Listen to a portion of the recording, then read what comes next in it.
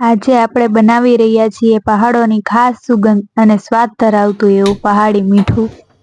આ મીઠું એક મસાલો નથી, પણ પહાડોની પરંપરાનો એક સ્વાદ છે.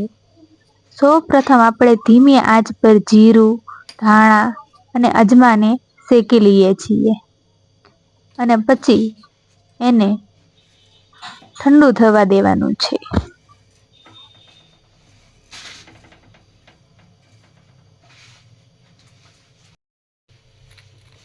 આપણા મસાલા હવે શેકાઈ ગયા છે. તેને હવે એક વાટકામાં કાઢી લઈશું ઠંડુ થવા માટે. કેટલાક સ્વાદ એવા હોય છે જે ફક્ત જીભ ઉપર નથી રહેતા, સીધા દિલ સુધી પહોંચી જાય છે. એ શિયાળાની ઠંડી હવા, પંખીઓનો અવાજ અને મમ્મીના હાથનું સાદું ભોજન. એ ભોજનમાં કોઈ ભારે મસાલા નહોતા, પણ એક નાની ડબ્બીમાં ખાસ મસાલો બનાવેલો. એ હતું પહાડી મીઠાની ડબ્બી. મમ્મી હસતા હસતા કહે, આ ફક્ત મીઠું નથી, સ્વાદ નથી, આ તો પહાડોની સુગંધ છે. એ સમયે મને સમજણ ન પડી, પણ આજે મને સમજાય છે. આજે જે યાદો જીવંત કરવા માટે હું તમારા બધાની સાથે શેર કરવા જઈ રહી છું પહાડોની મીઠી એવી સરળ મીઠાની રેસીપી.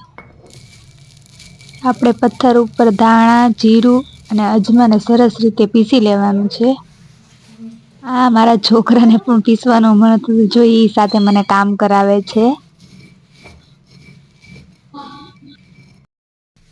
આપણા મસાલો હવે પીસાઈ ગયો છે અને આપણે એક બાજુ લઈ લઈશું અને આપણે હવે લીલો મસાલાની આપણે તૈયારી કરી લઈશું. એમાં આપણે લઈશું 2 તીખા લીલા મરચા, એને ઝીણા ઝીણા સમારી લઈશું.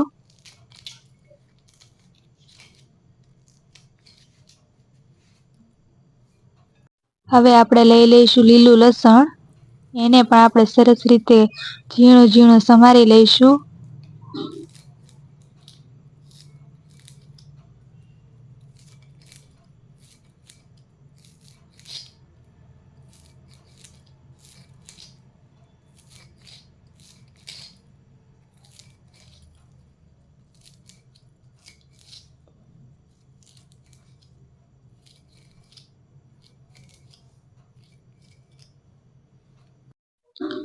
હવે આપણે કોથમરી લઈ લઈશું, કોથમરીને પણ સુધારી લઈશું.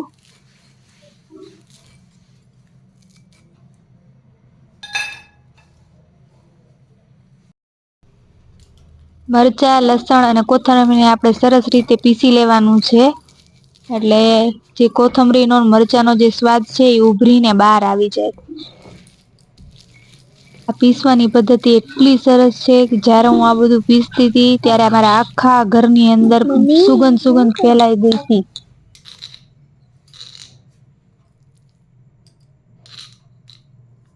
આપણો મસાલો હવે પીસાઈ ગયો છે. હવે આપણે આમાં નાખી દઈશું મીઠું.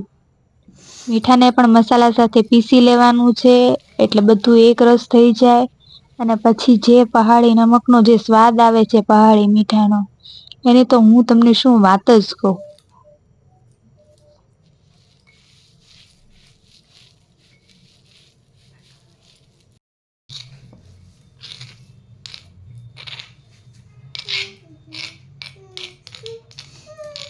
હવે આપણું નમક થઈ ગયું છે તૈયાર.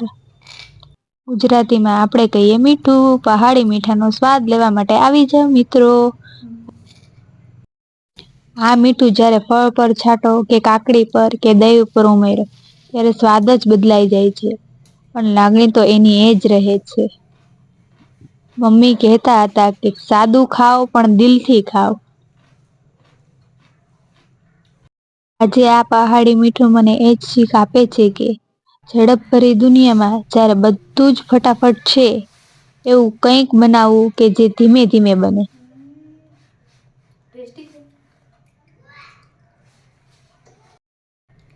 લાઈક કરજો અને શેર કરજો અને અમારી ચેનલને સબસ્ક્રાઇબ કરજો અને કોમેન્ટ કરવાનું ભૂલતા નહીં. Bye bye. ફરી મળશું નવા એક વિડિયો સાથે.